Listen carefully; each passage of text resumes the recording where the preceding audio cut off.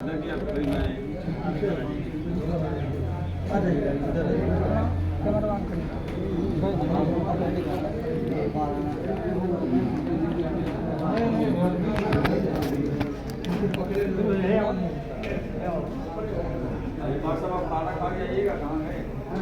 सभी लोग आ रहे हैं।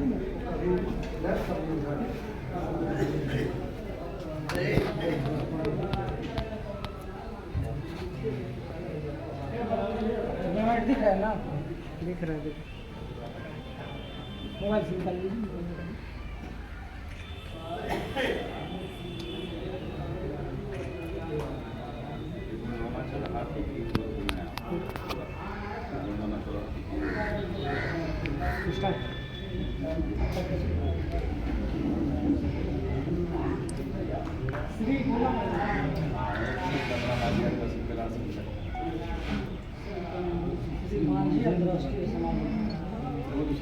नहीं, वो मेन है, इसी कर रहे हैं।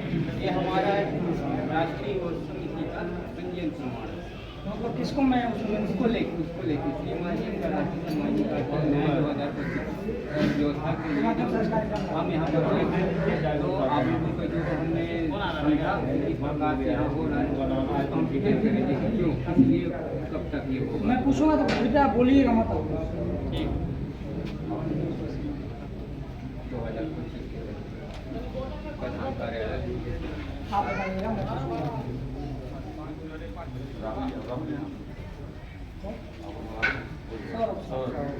हम बता दूं, मैं पत्रकार महोदय सौरभ बोल रही है और गाजीपुर से है ना।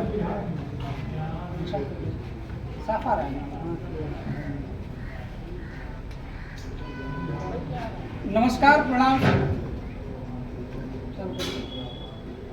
नमस्कार प्रणाम सेवा जोहार। मैं हूं सौरभ कुमार। आज मैं गोंडवाना के एक छोटे से अंश यूपी के गोरखपुर जिले में हूं।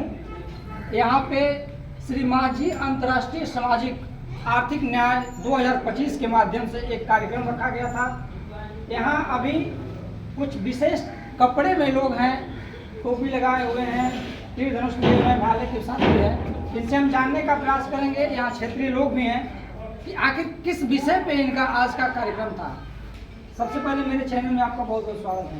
धन्यवाद। और आपको भी स्वागत। आप लोग किस संगठन से हैं? आज का कार्यक्रम जो है किस मुद्दे पे था? ये हम अभी जो कह रहे हैं श्री मांझी अंतर्राष्ट्रीय सामाजिक आर्थिक न्याय 2025, ये है जो भारत के मूल निवासी यानी कि गोंड, गोंडवाना, गोंडीला के विषय में यहाँ पर रखा गया था कि किस प्रकार से हमारे जो भारत संविधान बना, इसमें समाजवाद, धर्मनिरपेक्ष, गणतंत्र की जो व्यवस्था बताया गया है मूल निवासियों के लिए, वो आज तक लागू नहीं दिखाई देता है। इसलिए हमारे जो प्रधान कार्यालय दुर्ग से एक टीम बनाकर प्रतिनिधि प्रेसिडेंट सेक्रेटरी चपरासी यहाँ पर यहाँ आए हैं और माननीय सतीश चंद्र गोंड के द्वारा यहाँ पर जो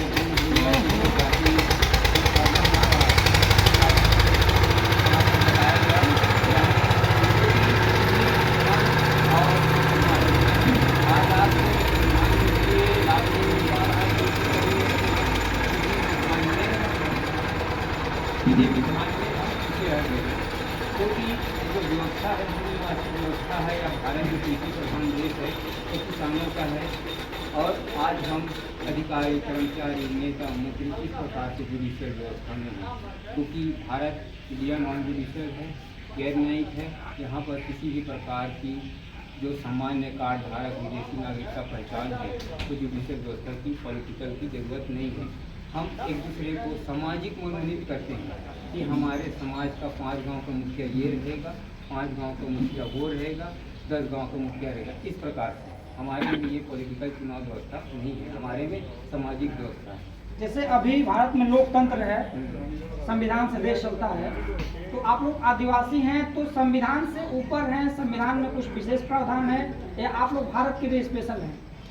अब चाहिए तो भारत सबसे पहले जानना होगा कि कैसे निर्माण हुआ है, क्योंकि गोंड आदिवासी जो राजा है उनके 258-52 का जो विलय हुआ है, तब जाके भारत का निर्माण हुआ है। इसके तहत आज हमको एक मूल निवासी गोंड गोंडवाना को विशेष अधिकार दिया गया है जिसके तहत यहाँ पर हमारे जो भी अन्य लोग थे उनको यहाँ पर मूल निवासी का मददगार का भारत सरकार मददगार का दर्जा प्राप्त है। या और एक चीज़ और मैं बात सुन रहा था आपका स्पीच में कि अभी आप बता रहे हैं कि बिजली पानी जो शिक्षा है, आप किसी चीज़ को खरीद रहे हैं तो उसमें टैक्स फ्री की बात की गई है, तो इसमें कितनी सच्चाई है? जो हमारा बताया कि 3937 जो राष्ट्रीय पंजीयन के तहत है कि ये हमारे मूल निवासी आदिवासी की एक रजिस्टर्ड समिति है, जिसके तहत जो आप यहाँ रजिस्टर्ड ज़मीन से ही तो जल जंगल ज़मीन से ही बाकी प्रोडक्ट बना रहे हैं, तो उसका जो आज जैसे कहते हैं ना जिसकी ज़मीन उसी को नौकरी वगैरह दिया जाएगा, वो सेम उसी को पालन किया गया है। यहाँ पर शब्दों का फेर है आगे पीछे, लेकिन उसका मतलब यही है कि जो आपका मालिकाना मौलिक अधिकार है, हमको सबसे ज़्यादा ज़रूरी है ज़मीन, फिर उसके बाद ही जो बाकी चीज़ें। अगर ज़मीन नहीं है तो हम कुछ नहीं। तो ये ज़मीन और मालिकाना हक इसी बात पर जो 3937 के माध्यम से पंजीकृत है, वो रजिस्टर्ड आदिवासी है, उनको भारत के मूल निवासी होने का अधिकार और लाभ प्राप्त है। तो इसको पाने का प्रोसेस क्या है?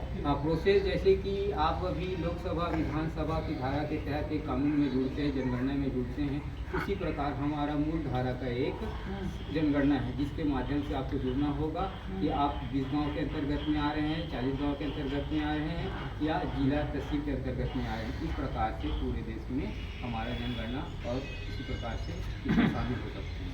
तो जैसे अभी आप जनगणना की बात कर रहे हैं, हर जिस आपके माध्यम से जनगणना अगर होगा उसके बाद मिलेगा कि अगर इमीडिएटली तत्काल अगर कोई लेना चाहे आज के डेट में, या बिना जनगणना से पहले आपका तो ले सकता है कि जनगणना के बाद लेगा? आप जैसे कि अब इसको कहेंगे तो सामूहिक भी है, एकल भी, तो एकल प्रोसेस करने में टाइम लगेगा, तो हम तो यही चाहेंगे कि सामूहिक एक पूरे जिला का जिला रिजर्व होना चाहिए कि अगर हमारे उसमें मूल निवासी है तो पूरे उस मूल निवासियों को वहाँ से जो प्रशासन के द्वारा से मिल रहा है प्रोडक्ट, वो सबका फ्री ऑफ कॉस्ट मिलना चाहिए। एक उत्तर प्रदेश के गुंडों के लिए और पूरे भारत के गुंडों की भलाई के लिए मैं क्वेश्चन पूछ रहा हूँ, साफ शब्दों में बताइएगा।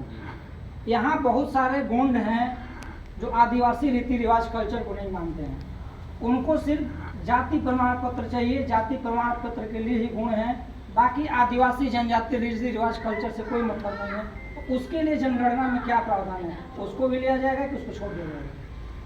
अभी इस आधार पे वहाँ पर जो लोकल लोग हैं वो उसको प्रमाणित करेंगे कि ये किस मुद्दा के और किस उद्देश्य से इस समाजवाद के रिजर्वेशन में शामिल हो रहे हैं। इसीलिए हम वहाँ के लोकल लोगों को ही नियुक्त कर रहे हैं कि आप वहाँ के जो आसपास के कल्चर में कौन आपके साथ है कौन नहीं है, वो आप बेहतर जानते हैं। इस कारण ये वहाँ पर प्राथमिकता तो वही दी जाएगी ना कि जो अपने रीति रिवाज कल्चर के लिए काम कर रहा है, बचा रहा है, ये वही तो रहेगी, वही तो मूल चीज़ है। हाँ। आप उसकी व्यवस्था को देखेंगे, आपका हर एक व्यवस्था जो आप जुडिशल व्यवस्था में मिल रहा है कि आप नॉन जुडिशल से किस प्रकार से आप उसको प्राप्त करेंगे।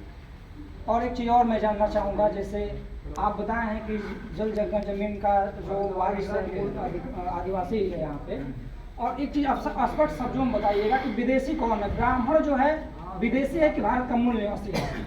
अब यहाँ पर किसी को टारगेट नहीं, यहाँ पर तो बताया गया है कि मानव एक समान कर्म से वो देशी और विदेशी है। तो हमारा भारत देश क्या है? कृषि प्रधान देश है, और जो इस कृषि प्रधान देश में शामिल नहीं है वो स्वतः ही विदेशी है। जैसे आप बताए हैं बिल्कुल कि आपके ट्रेडिशनल के हिसाब से, ट्रेडिशन के हिसाब से जो चल रहा है वो मूल निवासी आदिवासी है, बट बहुत सारे वही मैं फिर जिक्र कर रहा हूँ कि जो इससे भटक गए हैं, जो छोड़ दिए हैं, जो अपने में ही विरोध कर रहे हैं, मैं वो नहीं हूँ, मैं ये नहीं हूँ, तो उसके लिए क्या किया जाए? सुधारने की क्या बात?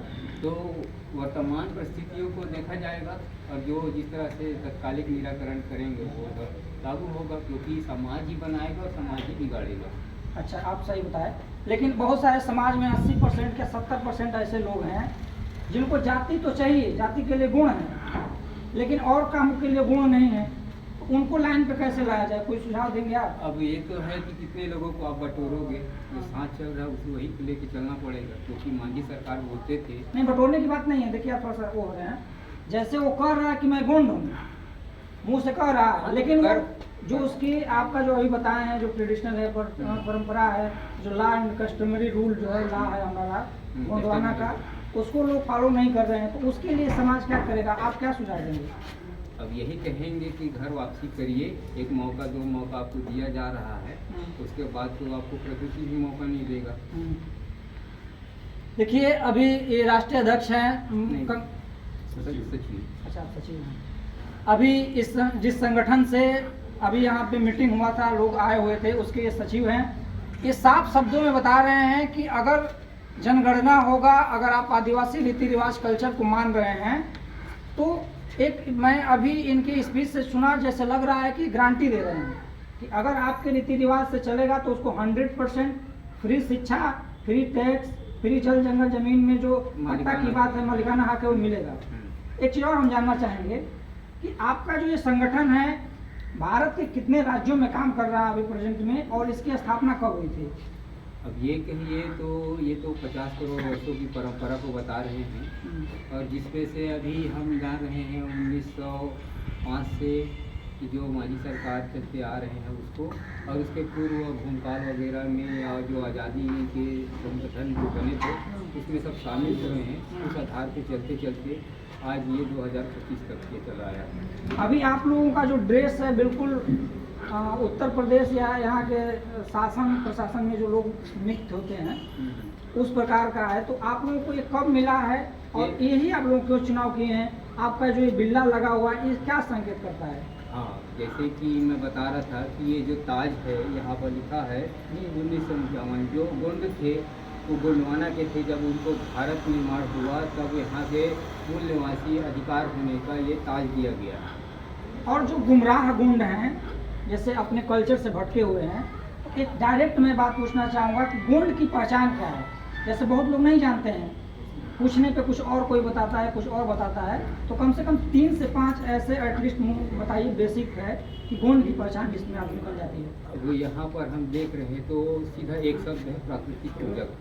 तो प्राकृतिक व्यवस्था से जीने वाले लोग ही गोंड के इसके कैटेगरी में आते हैं। और जो अभी हम देख रहे हैं कई लोग हैं जो अभी आज ही कोई गोंड हिंदू बोल के लिखा लिखवा था हमसे। हम बोले उसको कि 1971 का देखे हो कि गोंड हिंदू नहीं है, सुप्रीम कोर्ट का फैसला जो आया है, तो भाई ने कहा नहीं। तो पहले हम उसको देखना होगा कि गोंड और हिंदू में क्या है फर्क। गोंड की जो कल्चर व्यवस्था है और जो गोंड की कल्चर व्यवस्था है, सॉरी हिंदू की, तो क्या फर्क है उसमें। और देखिए एकदम स्पष्ट ये चीज़ है कि हिंदू जो धर्म है इसका मैं इसका विरोध नहीं कर रहा हूँ, लेकिन हिंदू धर्म ग्रंथों में इसका कहीं जिक्र नहीं है हिंदू का। अब देखिए तो अब जितना ज़्यादा सवाल होगा उतने ज़्यादा व्यवधान उत्पन्न होंगे। ये तो बताया गया है कि कर्म प्रधान है, इसीलिए हमारे जो छत्तीसगढ़ के गोंड को देखा हूँ, क्योंकि उनका गोंड का जमीन किसी और गोंड को हो सकता है ट्रांसफ़र या नाम रजिस्ट्री, लेकिन अन्य आदिवासी जो बोल रहे हैं उसको नहीं होता है। क्यों? क्योंकि आज जो हमारा जो व्यवस्था जो है वो छत्तीसगढ़ को छोड़ के पूरी तरह से डगमगा गया है, और कुछ प्रशासनिक फोर्स वगैरह के कारण आज वो चल रहा है। जब तक आप स्वयं देख रहे हैं। अच्छा, आप छत्तीसगढ़ में हैं, एक चीज़ मैं और बात जानना चाहूँगा उस आपके छत्तीसगढ़ से। बस्तर में जो लोगों को नक्सलाइट बताया जाता है वो रियल में नक्सलाइट है कि आदिवासी ही हैं जो जल जंगल जमीन की रक्षा करने का लड़ाई लड़ते हैं? अब इस प्रकार से जैसे आप हम देखते हैं कि पॉलिटिकल दबाव है ना, और जो हमारा सामाजिक जो बल मिलना था वो नहीं मिल पाता है। आज देखिए हम एक दूसरे पर शक कर रहे हैं कि गोंड है कि नहीं, आदिवासी है कि नहीं, कि जो सवाल पे सवाल आ रहा है उसमें यही हो रहा है। तो हमको बातों में ना भटक के कर्म का आधार को देना होगा। सर क्वेश्चन इसलिए आ रहा है कि वो लोग भटके हुए हैं, अपने रीति रिवाज की जो बात कर रहे हैं। भटकने का मतलब मुद्दा सिर्फ यही है कि जो हमारा रीति रिवाज है सिर्फ उसको नहीं मान रहे हैं, तो हमारा दुश्मन नहीं है, हम ना किसी का विरोध करते हैं, लेकिन अगर तुमको जो लाभ चाहिए तो उसके कैटेगरी में आना पड़ेगा ना। घर वापसी तो करना पड़ेगा आपको। हमारी सरकार भी बोलते थे कि कोई कुछ भी बन जाए, लेकिन एक बात प्रकृति के सामने वही स्वीकार कर लेना कि मैंने जो भी गलती किया आपसे नहीं होगा, वही तो रह पाएगा भारत में। मतलब जो किसान है हल चला के अपने जीविकोपार्जन करेगा वही रह पाएगा, नहीं तो भारत में नहीं रह पाएगा। ऐसे छत्तीसगढ़ी अपनी बोली भाषा में बोलते थे। नमस्कार, मैं सौरभ और आप देख रहे हैं